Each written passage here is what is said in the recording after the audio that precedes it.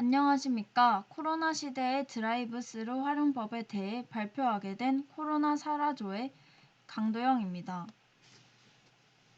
현재 코로나19의 세 번째 유행이 수도권을 중심으로 빠르게 확산되며 전국적으로 전파되는 양상이 이어지고 있습니다. 그리하여 수도권은 2단계 조치를 유지하며 방역 조치를 강화하기로 하고 비수도권은 거리 두기 단계를 일제히 1.5단계로 상향 조정하되 위험도가 높은 지자체는 2단계로 상향하고 수도권과 동일한 방역 강화 조치를 취하고 있습니다.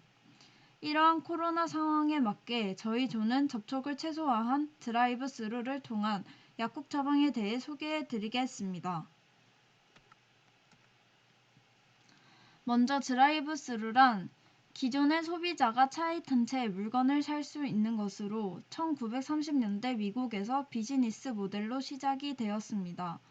첫 출발은 은행으로 야간에 예금을 받기 위해 시작한 게 시초였고 그 이후 미국 고속도로 변에 한 햄버거 가게가 음식점 최초로 시작하는 등 여러 나라에 퍼졌고 현재로서는 저희 주변에서도 쉽게 이용할 수 있게 되었습니다.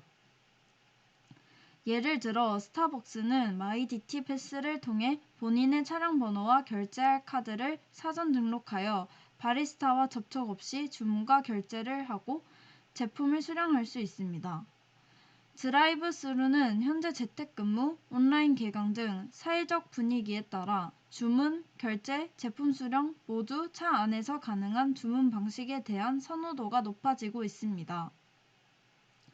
드라이브 스루 선호가 늘수록 안전에 관련된 문제도 생기기 마련인데요. 이러한 부분에서 예시로 맥도날드에선 진입로에 333 안전 픽토그램을 설치했는데요.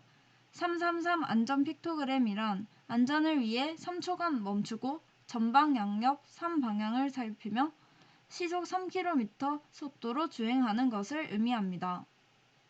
그리고 도로 반사경과 과속 방지턱, 출차 알림 경광 등과 같은 안전시설 설치와 안전관리 요원 배치를 통해 사고를 예방하고 있습니다.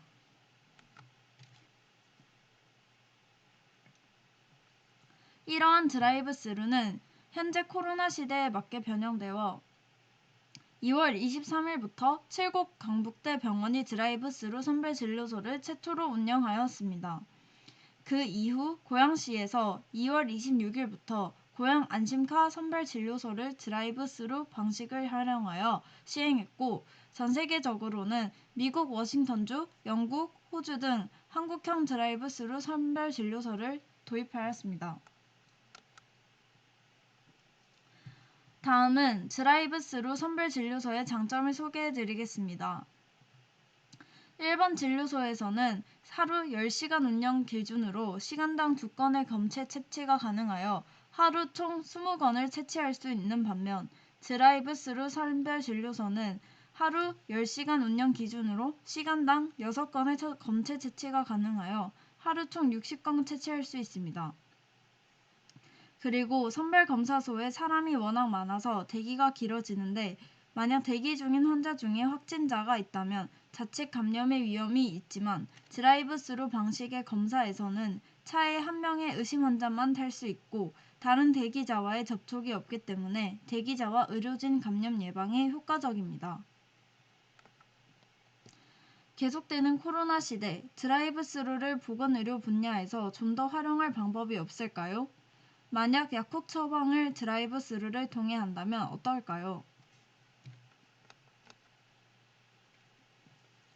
드라이브 스루를 약국 처방에 활용한다면 먼저 수납할 때 처방전을 QR코드로 보내주거나 원무과에서 드라이브 스루 처방이 가능한 약국으로 처방전을 보냅니다. 그리고 수납할 때 받은 QR코드를 통해 본인 확인 후 앞서 설명해드린 스타벅스와 같이 본인의 차량 번호와 결제할 카드를 사전 등록하여 미리 결제합니다. 모든 결제를 완료한 후 약국 드라이브 스루 주문 지점에서 QR코드를 찍거나 약국으로 처방전을 보냈을 경우엔 환자 등록번호를 입력 또는 말한 후 본인이 맞는지 확인한 뒤 약을 처방받을 수 있습니다. 약에 대한 필요한 설명 같은 부분에선 약사의 직접적인 복약지도 대신 QR코드와 약 봉투를 이용한 복약지도를 통해 처방받을 수 있습니다.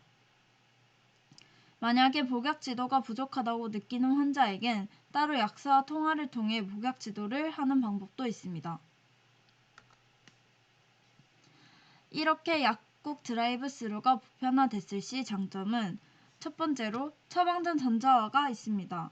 처방전 전자화는 종이 처방전 이용에 따른 종이 잉크 사용을 절감할 수 있습니다. 실제로 종이 처방전 발급으로 인한 비용이 연간 5억 원 이상 들기에 큰 효과를 볼 수 있을 것 같습니다. 두 번째로 약국에서 종이 문서를 보관할 필요가 없어지면 약국 공간 활용이 가능하고 관리로 인한 부담을 줄일 수 있습니다. 세 번째는 약국 내 접촉자 차단을 통해 감염 위험성을 낮출 수 있습니다. 약국에 처방전을 제출하기까지 원무과 직원, 환자, 약국 직원, 약사의 경로를 거치게 됩니다. 처방전을 전자화해서 약국에 보내게 된다면 이런 불필요한 과정이 생략됩니다. 또한 약을 처방받기까지 약국에서 대기를 하지 않아 접촉자 차단에 효과가 있습니다. 네 번째로 약국 내 대기 시간이 감소하게 됩니다. 환자가 들고 오는 처방전을 기다릴 필요 없이 수납과 동시에 처방전이 발송되기 때문에 종이 처방전 시행 시보다 빠르게 약을 받을 수 있습니다.